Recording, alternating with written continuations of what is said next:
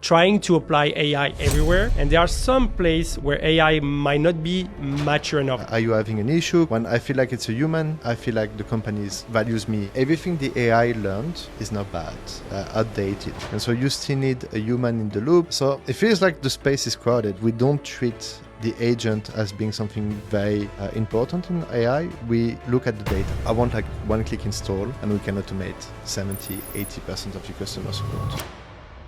Hello everyone, I'm Anji Ismail and we are here in the AI Drop. The AI Drop is not about me, even though AI are my initials. AI Drop is about artificial intelligence, and every time I invite the best founders building the cool stuff in artificial intelligence.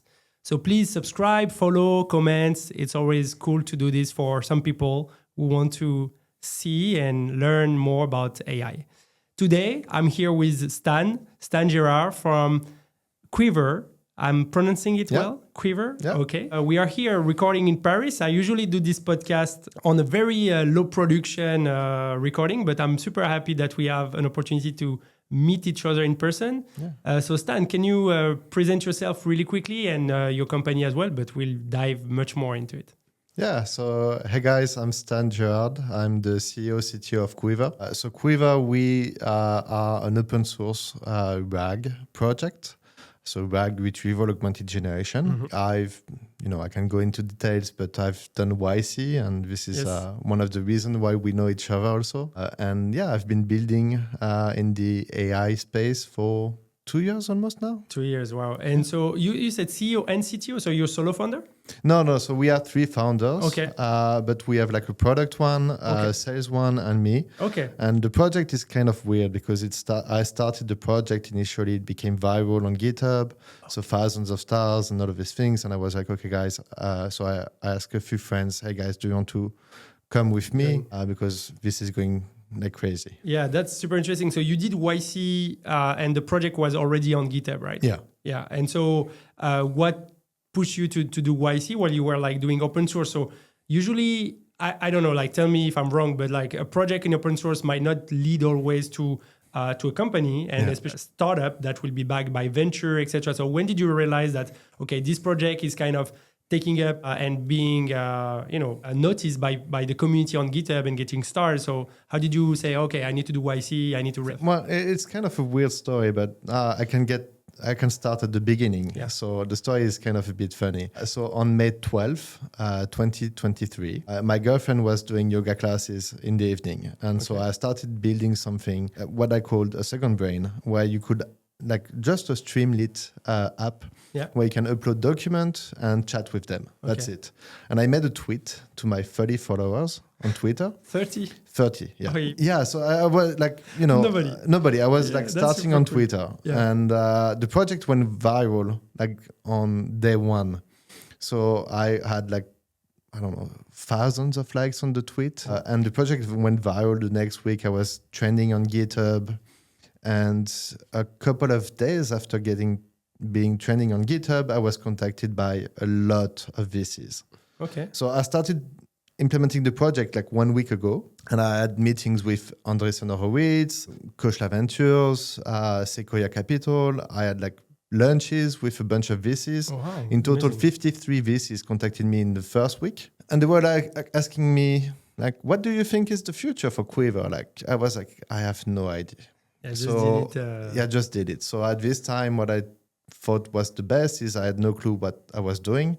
And I'm not a data science guy. I used to be a DevOps. So I said, guys, I'm not going to take your money. And I stopped and I focused on the product. And then I applied to YC 4 months later, in September. Okay. And initially I didn't get accepted, but I met someone that recommended me and my team, and so we got accepted to YC. Okay, amazing. No, I think that's really very interesting because you actually launched something just because you needed it, right? Like something people want. In that case, it was you, your girlfriend, and you get noticed, you get viral. And that's funny because, VC will be after anything that is shiny, trying to say, oh yeah, I can go on this company, etc. But you were smart enough, I guess, to kind of say, hey, let me take some time, let the product and think about it first. And applying to YC was probably game changer. So how did the experience go through YC? Tell me about like the project that was into YC and how the company and the product is doing now. Well, there's one thing that, why we also chose to go to YC is because everybody knows Lovable, like the company now. Yeah. But one thing that you don't know, what some people know, is that Anton and our project, so he did an open source project called GPT Engineer at the time. And his project went viral exactly at the same time as Quivr. So we were talking a lot, and with another guy that built a private GPT. And so Anton did YC. So it's also, he said, okay, we had a few discussions, and he said, you should probably apply to YC because you are a first-time founder. It's going to give you good things. So yeah. So can you repeat the question? I forgot about... No, I said, what was the company you went through, what's going now? Okay, so when we went into YC, we were an open source RAG, and so basically you could put any documents, any files you wanted into Quivr, and our goal was to give you the best answer. That was a very interesting use case, very hard to do. And so a few months back, we decided, okay, we looked at everything that we were doing, so we implemented a project called Megaparse. Megaparse is our in-house parser for parsing documents because we needed a way to parse documents locally when we were deploying Quivr for our clients. We didn't want to use OpenAI or anything with Vision. So we implemented our own project. And then we did our RAG. We had multiple algorithms. And so what happened is, for all of our clients, the adoption wasn't very high because for each client, we had to implement kind of a new algorithm for them because they each had different use cases. Yeah. And some of them, for example, the documents, so we deployed Megaparse. We were very happy about it. It went trending on GitHub, all of these things. And one of our clients uploaded documents, and instead of being in landscape or, it was in landscape instead of vertical. And so nothing was working. Yeah, that was about to say, like in RAG and retrieval, and in parsing, etc. The nature of the document, the type of, if you have tables in there, if it's number heavy, etc., will affect the way the algorithm work to retrieve the thing. So what you're saying is you had 30 customers, let's say, but they were all different verticals, having different use cases, and so you had to tweak all the time the algo. Okay, and that made it very hard for us to focus on one single thing. And it felt like we were building 3 different companies: one for parsing documents, one for RAG, and another one for the evaluation. Because you can't improve a RAG or a parsing unless you are able to evaluate the quality of your answers. So we had 3 different companies, and we were 6. That's you have to make a choice, right? So either you go, maybe the other route you could have gone was building another unstructured IO or this type of large SDK library where you kind of try to go everywhere. But for example, in my company, we use unstructured. And I remember we still have to make a lot of tweaks, adjustments. And so at the end of the day, where is the value, right? Are you really delivering enough value, or just a commodity, a nice project on GitHub you grab and you... Exactly. For example, unstructured. So we started with unstructured. And so we built Megaparse. And now we are rewriting it. Well, we started rewriting it in Rust. Okay. And so for exactly the same quality as output, and even a bit better, we are 200 times faster. Wow. But who cares? Yeah. In some use case, it might be super impressive, but for you, as a company, it doesn't make a big difference. No, but it's something we had to do, for example, because one of our clients wanted to upload 30,000 documents into Quivr. Yeah. And we were taking 30 seconds per document. And we're okay, the pipeline can't go on. We need to do something. And so we implemented Megaparse because unstructured wasn't doing it for us, and we made it then very fast again. But very tough to build 3 products. And there is a lot of things going on. So at some point, you have to decide where is the value accrue for your company. And so it might be a very vertical, horizontal play where you're going to be that one SDK or one, a library where all use cases are possible. Or then you identify a specific use case where you're better than the average other provider, and you actually made the choice, right, to go on. So can you tell me about this? So we built an incredible pipeline, and we had like hundreds of different use cases, and we analyzed all of the types of questions that people were asking on the platform, the types of documents. And one of our customer was asking 20 more questions per day than our average customer. Okay.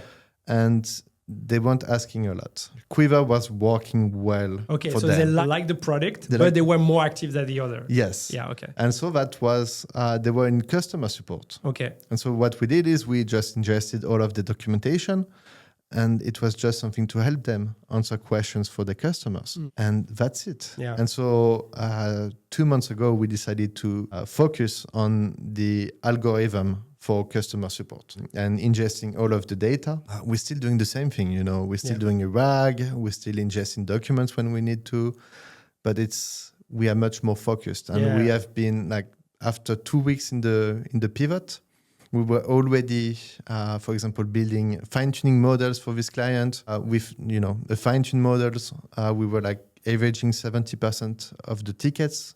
We were able to answer them. Yeah. So we were able to go very deeply into some technical subjects and provide a lot of value instead, rather than being, hey, I want to have the web search. I want to summarize all of the documents in my Google Drive. No, we were just answering questions for customers. Yeah, and I think that's a great example of how you can start, very horizontal, just building tech, and then realizing, okay, this tech is more mature, it's more ready for that use case. Because right now we see it in AI, right? Like trying to apply AI everywhere. Yeah. And there are some places where AI might not be mature enough, like the stack is not ready for all application. For example, if you are doing something in the virtual world, in the real world, like in the physical world, you still need like a lot of robotic interaction, etc. So it's not happening everywhere, right? But what you're saying is that this segment, this vertical was ready. Customer support have been going through different phases of transformation along the years, right? So at the beginning, I think maybe 30 years ago, I don't know, it was something that was very close to the customer in terms of location, because you had to understand the market, you had to understand the laws, you had to understand the product, the service, etc. Then it started moving to offshore and lower labor markets, of course, for the price. And so it's funny because sometimes you will try to get your internet to be fixed, and it's someone who never really used the service, right? So it was not great experience. But obviously for cost reason, it has been going through that transformation. And today, do you feel like customer support can be fully automated? What the place of the human? Like we always say, there is a human in the loop that needs to be there. But at what point you think AI is going to be automating this job? And should we say to our people that are in the customer support jobs, like should they learn something new, or where they will be adding value in the future? Yeah, so I think there's going to be a shift in customer support, where currently it's being seen as a cost center, where companies have to invest time and money to make sure that the customers are happy. For us, we think if we can automate the low value added task, such as answering questions about refund policies or basic questions that doesn't add any value, you'll get more time for your customer agent to, for example, look at the signals that you have on the website saying, hey, this customer is maybe going to churn. You should probably call them and ask them, are you having an issue? Can we help you? And so turning that into a reactive situation where you react to an issue, to a proactive situation where your customer support spends more time, engaging with the customer. Because we won't be able, we might in a couple of years, decades, even automate the entire customer support. But I think that a human in the loop brings a different touch to your company. It brings, when I feel like it's a human, I feel like the company values me more. Yeah, more. Yeah. And trust also. Yes. There is a best of Yes. The answer is not, because at the end of the day, AI and LLMs do not understand words. They just predict, right, the next word. Yeah. So do they really care about the customer being satisfied? Like, what will be, I'm just thinking out loud, but what will be the NPS score of customer support that is provided by an agent, like, are you satisfied?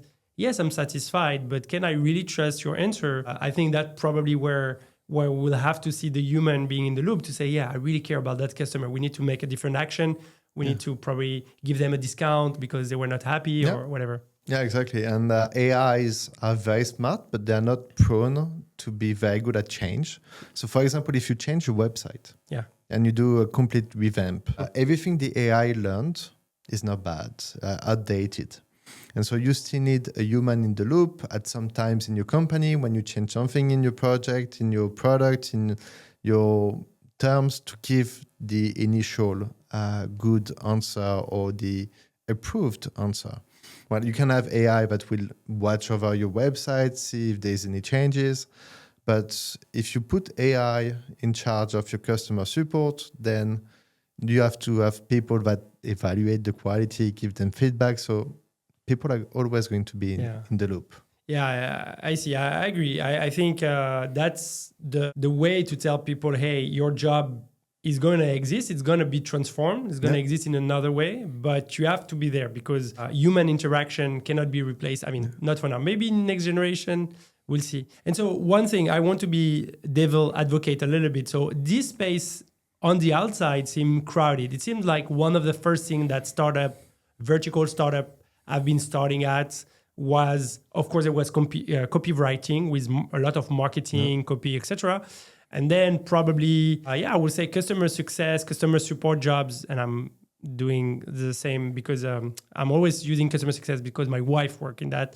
Hello. So what do you think about this space being crowded? Is it really crowded? Like, what's your play? And maybe what's your differentiator at Quivr too? Yeah. So it feels like the space is crowded, but I've been there for 2 months now. But most companies tried something in 2024.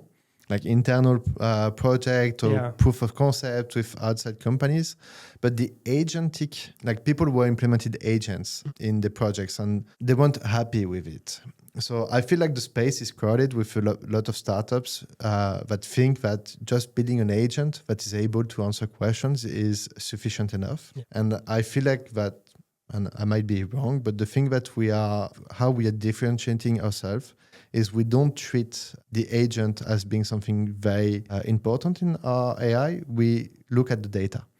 So we look at the evaluation. And if an agent, autonomous agent is the answer, it will be. And, we're working on that and we have kind of an agent that does the retrieval augmented generation, but we are a data company. Okay. We look at the input and the output and we evaluate the difference rather than building an agent that is able to connect to a bunch of APIs. Okay. Our goal is to automate based on statistical analysis. Okay. Yeah, so it's less like selling the nice agent do everything for you, but going back to the statistics, going back to the evaluation, quality of the answer, and that's how you move the needle.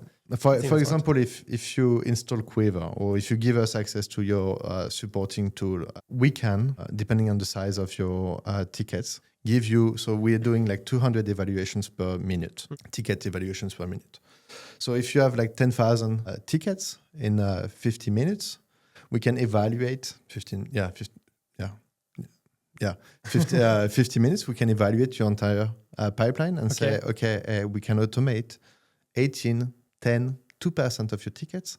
And if you want to go further, we need to connect with your back office. We need to connect with things.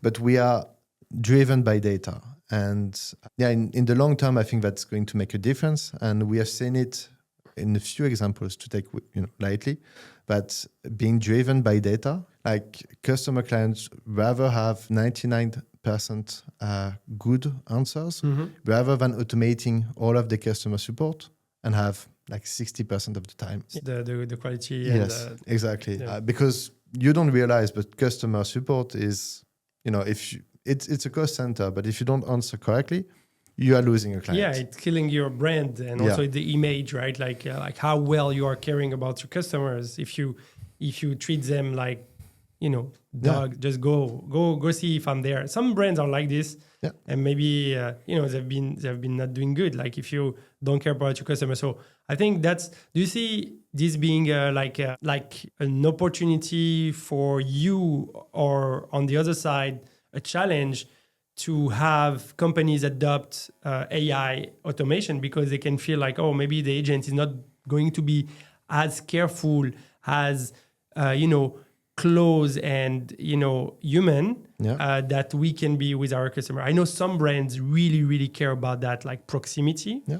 So have you been into discussion where customers say, no, this is something we need to have because we need to be super close to our customer? Well, not yet. Okay. But there is one thing that we evaluate is the tone and the accuracy on which the agent. So it's not just, the answer that needs to be correct. It's also the brand voice. So our evaluation, which we call Le Juge, because, I really like Mistral, what they're doing with Le Chat and all of these things. So we call it Le Juge. So if I mention Le Juge, it's our evaluation platform. Okay. So Le Juge evaluates the quality of the content that is put into the answer, but also the brand voice, because people want to have, depending on the customer support, you'll see different types of answer. Some of them are very strict on how they should answer, depending on the type of customer.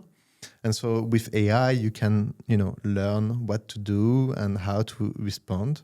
But the proximity to the client needs, yes, they want to be close to the client, but they also want the client to feel close to them. So they need to have a humane type of response. Okay.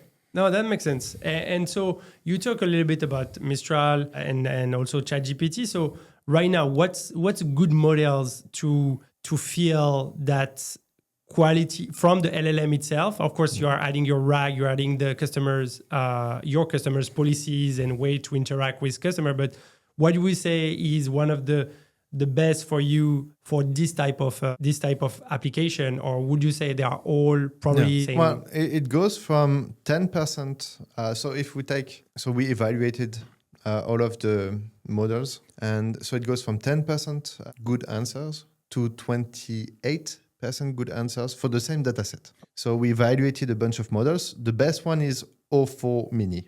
Okay, so this is API-based models, right? API-based. It's not like fine-tuned. And we fine-tune models on, and we fine-tuned O4 at one time. So, okay, so you use the fine-tuning from GPT, ChatGPT. No, this is like vanilla models. Okay. Vanilla models. Out of the box. Out of the box. So it goes from 10% for like O4 Nano. Okay. 4.1 Nano. Okay. Sorry. The latest very small model from OpenAI, which is very cheap, very good. And then it goes up to 27-28% with O4, the very smart, O4 Mini, the very smart thinking model from OpenAI. Most models are between 18 and 25%. So you have Claude 3.7, you have Gemini 2.5, you have OpenAI. OpenAI is always a good bet. Yeah. Mistral Large is a bit behind at 17%, but still good. We've seen, so at one time we decided, let's fine tune a model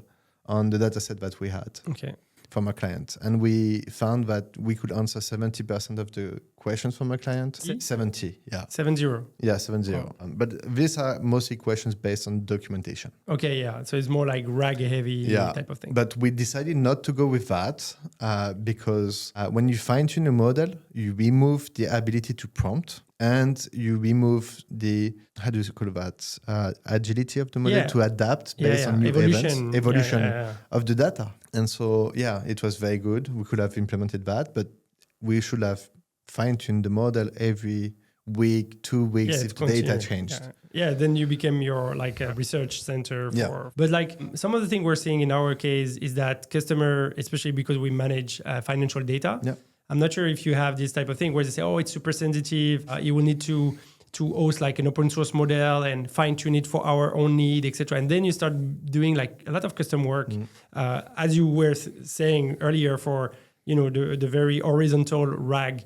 So how do you see the data kind of security and integrity, especially I think in market like Europe where customer data might be super even more scrutinized than for example in the US. Are you seeing that as a problem, a challenge for your product or not? Well, it's some of our customers want, a dedicated instance of Quivr. So we have one of our customers, they have a dedicated instance of Quivr running with the data and only the data. And so it's a subject in France and in Europe. GDPR, being sovereign in the tools that we use. So we are open source. Part of it is open source. And so we can deploy on any cloud. It's something we've seen, but what we did is we are now SOC 2 compliant, GDPR compliant. And so we had this issue before we were SOC 2 and GDPR compliant. But people in France want to be reassured. Yeah, Hey, don't worry, your data is safe with us. And so, for example, we have an example of before our pivot, we worked with the American government of Los Angeles. And what happened is they were like, okay, we need our data to be very private. And so for some use cases, we deployed all of the infrastructure of Quivr on servers that don't have access to internet. Okay, wow. But the models, so we started with running models locally, and they were like, okay, this is going to be too tedious, too expensive to run. So what we did is we deployed on the Azure account. The private cloud. The private cloud, we deployed on OpenAI node. And so all cloud providers provide that. Yeah. You can deploy on OpenAI on Azure, GCP has Gemini, Bedrock, you have Anthropic. So you have a good models on every major cloud provider. And so I feel like, when people are asking that, it's mostly because they're afraid and don't because understand. they don't know, right? Like they don't know yet how data is. Everybody thinks like whatever you put in GPT API is going to end up in ChatGPT. So like if Coca-Cola use it, maybe you type, what is a recipe of Coca-Cola? And you get the answer, which is not how I think it works. Sometimes you have to trust the giant not to do things they shouldn't be doing. But when you use the API from these giant companies, they say, okay, when you use our API, we're not going to use your data. Yeah. So it's like a trust relationship. But if a company finds the data that shouldn't be in the next model, then it's going to make a lot of noise.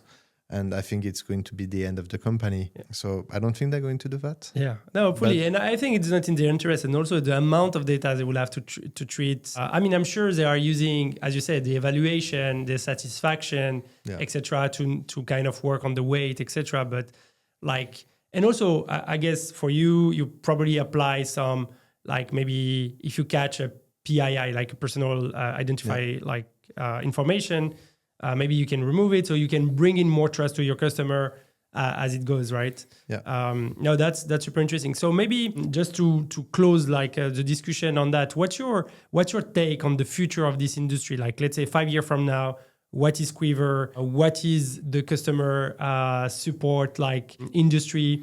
And what are the LLMs? Like, where are they? Like, what place they have in your company, but also in the society? Yeah. Okay. That's a big one, but just to your mind. So I think for customer support, the quality of the customer support is going to increase, and I feel like that by automating, you are going to put customer support more toward your client. So like saying, okay, if you have any questions about your delivery, if you have any questions about the product. So I think that customer support is going to be a very big thing that is going to keep increasing in number of usage, number of questions, especially with ChatGPT that explain to users that now you can ask questions to website and it's going to answer. So now every time I have a question, if I go to a website and don't have a chat, I'm going to ChatGPT, asking the question, and then ChatGPT looks at the website and everything. So I think people are getting more used to chatting with data, and you have companies such as, I think it's Browser Stack, that are building new types of browsers where AI can directly interact with it. So I think, we're going to see a change in the way we interact with the web. Okay. And most customer support is because you didn't find information on the website and you need help. So I think it's going to keep increasing the usage. How I see Quivr in 5-10 years, I want one-click install and we can automate 70-80% of your customer support. Okay. In the first 30 minutes of the installation. Want to be a $1 billion company, of course, but we'll see about that. And as I said, I think LLMs are going to be everywhere. But the companies that make something good are the companies that are going to have a very good evaluation. Okay. And I've really That's seen the center of at the center of the product. And I've seen that, and I've done a year and a half of Quivr without evaluation. And I've done like the last 3 months with kind of an evaluation.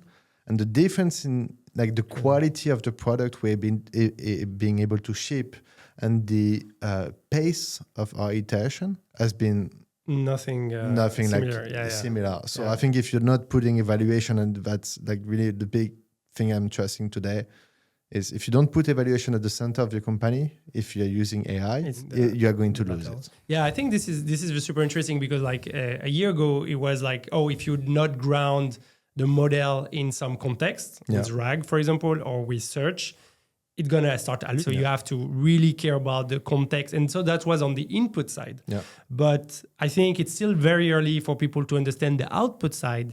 You know, we know you should not take everything that AI is generating. But what you're saying is like at the center of your product when you build with AI is evaluating the results and being able to compare. One thing you mentioned about you want to like 80% of like customer support to be automated, let's say. Don't you think AI and LLMs can also prevent customer support by the fact you mentioned that, like I say, hey, a lot of the support tickets are coming from people who don't know how to use a product, how to use a software, to use an application. So if we have AI native application, AI native interface, maybe we just have less dumb app because also there are apps that are not great, like not intuitive, etc. So maybe we will see a less of customer support because, or maybe that's a product you will build, is that we have agents or whatever we call them that are going to help me navigate the product. And so I never ran into an issue because there is always AI taking care about me and saying, oh, actually, this is what you should do next. And, you know, do you think that could be like a trend that we see coming? Yes. But the thing is, customer support is just an exchange of mails, exchange of messages between a system, a human, and another system. Yeah. So we're definitely thinking about like the message industry.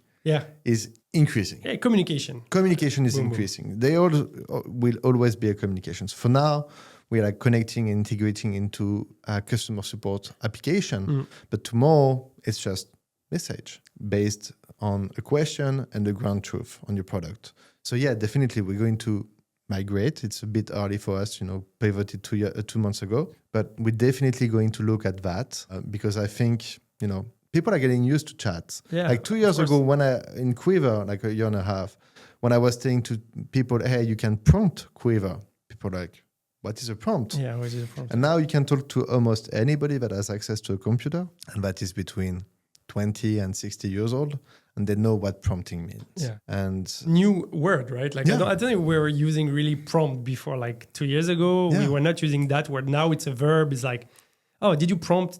Like we were to say a search on Google? Yeah. Now we use prompt everywhere. So yeah, that's becoming like part of our day-to-day lives. Yeah. Amazing. But so the base thing is we started with customer support, but in 5-10 years we might just be like, you ask a question, we give you an answer. Yeah.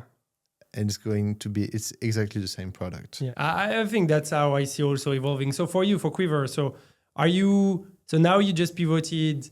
I won't call it a pivot because pivot, like I did a big pivot. Yeah. And I think pivot is sometimes people think, oh, they didn't know what they were doing, etc. I think for you, it was like bringing technical expertise that you went from the GitHub product, very vertical, and they'd say, hey, this is where this product is the most ready for. But it doesn't mean like maybe at some point you will start realizing like in other communication, like flows, there is also good opportunity. The only thing that changed with a pivot is the front end. Yeah. The pipeline, the back end. The technology is the same. The technology is the same. Yeah. It's the evaluation is almost the same. It's just a bit better. But yeah, it's like, a go-to-market pivot. Yeah. It's like we changed, we decided, but... Wait, so you raised funding at Demo Day. Did you raise after No, so we raised at the end before demo day. Just before demo day. Just before okay. demo day. So right now, like when you ask, like, or when you ask, we don't ask permission to investor. We just do it and we say, hey. So were they okay with the pivot? Like how they reacted? I'm not the best one at giving news. Okay. I'm not only giving good news to my investor. I'm giving good news when I have questions. Yeah. So if you don't have any news from me, it's good news. And if you have news from me, it's either good or bad. So I said something 3 months ago to my investors saying, we are looking at that. We might be going there. And I'm planning in 2 weeks to announce to them, hey, for 3 months, we spent all of our energy, all of our time in this. Oh. And it's a success. Okay, because so I will make sure to post the video in more than 2 weeks. I just want to not be the one to announce to your investor, you actually decision. I called one of my investor and I said, hey, can I have some advice? Because we also have some big clients on the generic RAG, like multi-million-dollar contract on the generic RAG part for a vertical that will help us to get some advice, because a client like the one we have, but multi-million-dollar contract, we can't fire them. Yeah, the small ones we fire them, but the big one you can't. So I needed some advice, and one of the questions they ask is like, customer support, isn't it crowded? Yeah. And I was like, it seems so, but we usually are competing against previous projects that failed, or one project, and not against 10, 15 people. Or I mean, VCs, they always see, they have their deal flow, their hype cycle, they have their own thesis and narrative. So they kind of always biased. When I went through my pivot, I asked my main investor, now one of my main investor, hey, what we should pivot into. Yeah. And that person said, do you want me to teach you how to be an entrepreneur? And I was like, why you say that? Like, I'm just saying, hey, can you tell me a little bit how we should think about that pivot? So I agree with you. Like, if you have conviction, you sow data. That's worth everything, right? Data is more than you have intuition. You should trust your intuition, should trust your gut as an entrepreneur, but you have data to see, okay, we have 30 type of customer or 30 different customer. Each of them are doing something a little bit different, but this one is the most successful, is the one that are using our product without us touching so much, without doing our own customer support, because it's good. Yeah. And I think that worth more. So will you try to grow the team? Are you hiring or are you fundraising soon? Or what the next few months look like for the company itself? So if we continue in this trend, I think it's going to be in 6 months to 1 year for the end of the fundraising. Okay. So because of the big contract we have on the side, we're also hiring people. So currently we are hiring 2 people, just to do some R&D on the RAG, generic RAG, and make our pipeline even better for the ticketing. Keeping the open source part also. So when we improve for customer support, it also improves for the open source. But so it's going to depend on the market. I mean, it feels like we have the signals that show that it's going somewhere. Yeah. At least, so in PMF, product market fit, you have the market fit. So are you able to get in front of your customers? So this is good. Yeah. Are you able to close them? Good. And then there is the product fit. Mm-hmm. So are you answering a very big issue for a client? And so this is currently what we're doing, and it's going good. But now are you able to retain your client? And so this is something we're seeing, but we only have 2 months of data. Yeah, so it's a bit it feels like, in the PMF, you have, can I get in front? Can I sell to them? Yes. Can I fix an issue? Yes. Now can I retain them? And this is the last missing part that we have. It feels like with the adoption, the usage, and the feedback, the verbatim from my clients saying, I can't, when there's a downtime on Quivr, we are notified in 2 to 3 minutes. Yeah, and people saying I can't not use Quivr. It feels like we're going somewhere, but maybe in 6 months we're going to do another podcast and I'm going to say, hey, now we need to do that. Yeah. It's going to be very of course, different. there is always evolution. But I think if you're thinking about retention, that's the most important thing, because we're seeing a lot of startups in the AI hype that are signing crazy amount of money, revenue. Yeah. we do 20 million with five people. But yeah, the quality of the revenue is very important in this space, like having multiple retention cycle. If you're on a monthly contract, so that's easier. But if you're on an annual contract, you have to go through the cycle. You mentioned something very interesting about the quality of revenue, and there are some great articles. But for example, let's take an example.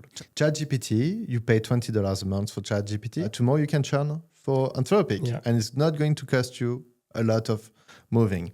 One of our customers, so they only have 50 tickets a day. In 2 weeks, they're going to have 800 tickets a day. Wow. And based on the usage of Quivr and the work we have done, they said, okay, we're not going to hire anybody because Quivr allows us to answer these 50 tickets way faster. And so we put ourselves into their workflows, and we are now being like indispensable for them. Another customer, they have 10 people at the support, like answering tickets every day.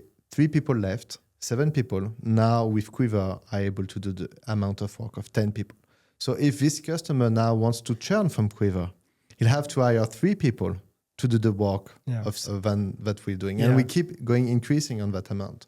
So I feel like based on our previous pivot, previous project, it was very easy to churn from Quivr. You could go from Quivr to ChatGPT to another project. This one, once we get inside your process, your workflow, we connect with your back office, all of these things, that brings the value of one customer very high. I mean, it's definitely something we're seeing, like where startups, it's very hard to compete with the large, OpenAI and Mistral and whoever, like, of course, the Google, etc. I'm not even talking about them because they are on a lot of different things. But if you are capable of building a vertical application that are really embedded in the workflow and the day-to-day process of your customer, and by that, they are starting to remove some human, or even better, they remove some other software because you are doing so much, then you become so sticky. That's and so that's great. I think like one last question, because I want to have your opinion. So you live here in Paris. Paris is super trendy right now for AI because we are lucky to have great engineering school, etc. So you are hiring mostly in Paris. It's all in person. Well, it's remote friendly, so like remote friendly. But I feel like there is a lot of things that you need to learn when you're building a company. True. And in the AI space, everything is changing so fast. So you need to have good engineers that are cheap. Because when you compare Paris to SF, the salaries are like 2.5 times lower. So for example, I have a company that weighs 3 times as much as us. They are in SF, but they have access to a much bigger market. But the engineering team makes so that they only have as long as us as a runway. It's going so fast. And I feel like that Paris is amazing if you're trying to build something and you have a bit of time to build it. But once you have something that works, and so this is what we have seen. So in the last 2 months, we were focused on the French market because it's very easy to sell to French people because you speak French, you have the accent, you know. And then, but now we are moving to the American market. And I feel like having a team in Paris is going to be, we're going to have some hardships. You will have, if you want to grow in the US, if your market is there, you will have to have someone move there or build a team. A support team in the US and a sales team in the US because you can't. But definitely for the engineering talents, this is amazing. I think it's a revolution. We always said like engineering talents were great, but I think in the AI hype and the AI race, it's even more true because it's math, and it's also deep research, and we're good at taking our time to do research. So that's really cool that you're taking the opportunity to build your team here. I think it's a big advantage. Well, I think I feel like it, and also French schools, and this is something like maybe a bit patriotic, but I almost didn't pay for all of my higher education schools. So I feel like I want to give a bit back to France and to the higher education it allowed me to have. And once I've gave back, we can have another talk. But I feel like I need to give a bit back to what I received for free. I mean, you're right. I think it's true. Like the fact that like engineering school are mostly public in France, and so basically anybody can attend if they are smart enough, if they are hardworking enough, if they are good at math. they can go in engineering school. In the US, it's like it's going to cost you $80,000 per year to go to that type of school. And of course, not all parents can attend it. So even if your kid is super smart and super good at math, they might not end up in the best schools, which is a little bit unfair. And so I think that's what France has as a kind of a unique opportunity in the AI era that we're seeing. And we say like VC are saying like Paris is having its AI moment. Like it's a bit romantic, it's like, oh, we are like, it's like flowers that are, it's in spring. Well, and it's cool to say now that I don't live in Paris anymore. Sometimes I have kind of the FOMO to say, oh shit, like it's happening. And I'm super proud as well because I see teams that are building, etc. And I mean, France need to be good at shipping tech product. Yeah, tech product is amazing, but the sales cycle in France is very long. You have like to do some, very big documents for $15,000 a year contract. Yeah. When in the US, you can sell like, okay, it's going to be $100,000 a year, and we had that, and the guy was like,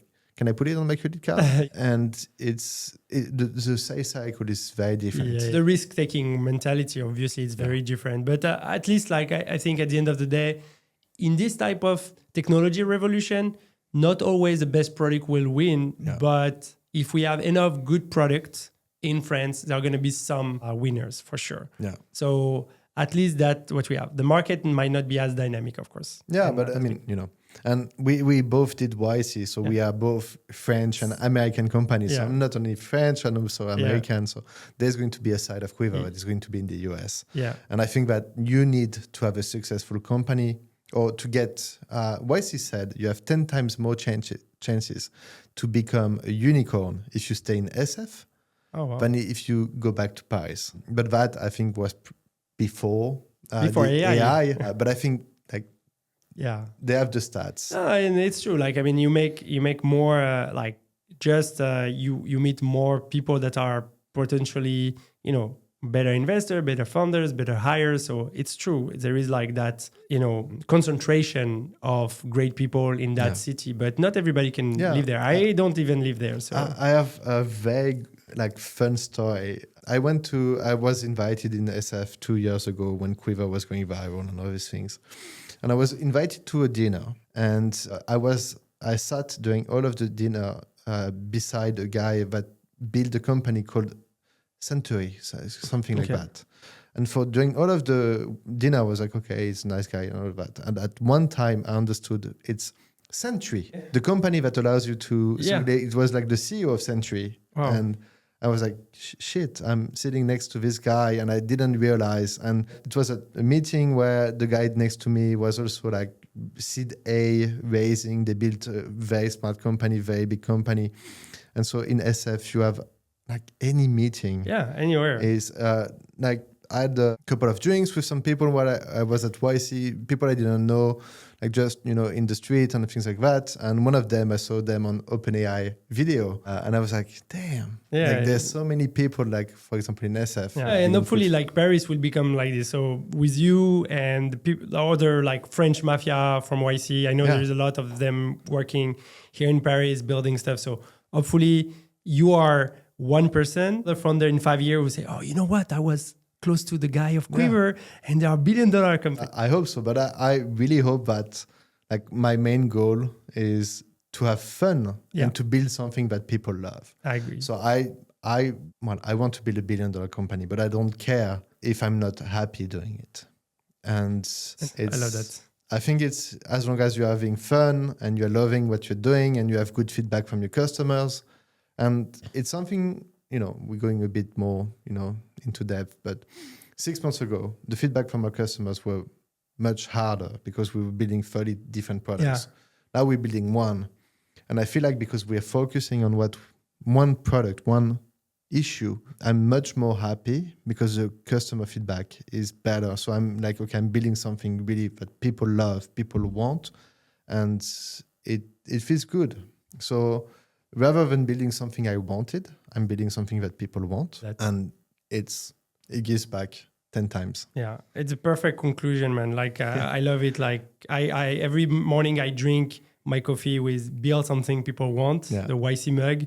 And I think we should enjoy the journey. We should enjoy just delivering value to someone. And of course, ideally, the outcome is a big. But Stan, thank you very much. It was really cool to have you in person. Likewise. In Paris. I wish you all the best for Quivr, the best RAG in the market, and the best evaluation data set. I think that's really what I take out of this discussion. I really loved your focus on evaluation. Yeah, well, thank you for having me. It was really interesting. Of course.